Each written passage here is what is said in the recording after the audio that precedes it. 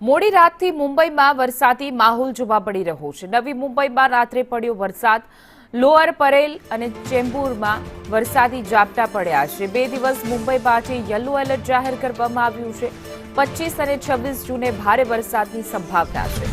30 થી 40 કિલોમીટર પ્રતિ કલાકે ફૂંકાઈ શકે છે પવન। તો મેઘમહેર જોવા મળી રહ્યું છે। મેઘરાજા મુંબઈ પહોંચી ગયા છે। લોઅર પરેલ અને ચેમ્બુરમાં વરસાદી ઝાપટા પડ્યા છે। મુંબઈ નગરીમાં મુંબઈવાસીઓને હવે ગરમીમાંથી ચોક્કસ રાહત મળી છે।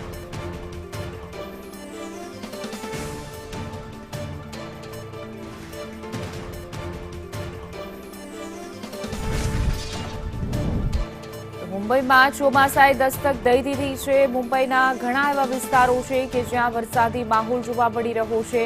નવી મુંબઈ વિસ્તારમાં વરસાદી માહોલ છે। 25 અને 26 જૂને ભારે વરસાદની આગાહી કરવામાં આવી છે। આ વહેલી સવારના દ્રશ્યો છે। અત્યારે જોઈ શકાય છે કે સીધા દ્રશ્યો કે જ્યાં વરસાદી માહોલ જોવા મળી રહ્યો છે।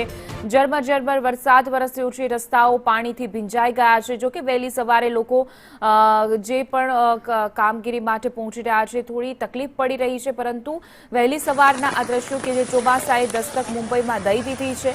ચોક્કસથી રફતાર મુંબઈની થોડી ધીમી પડી હશે, કારણ કે સવારમાં વરસાદી માહોલ જોવા મળી રહ્યો છે અને એના જ કારણે રસ્તાઓ ઉપર પાણી વહેતા થઈ ગયા છે। રસ્તાઓ ભીંજાઈ ગયા છે।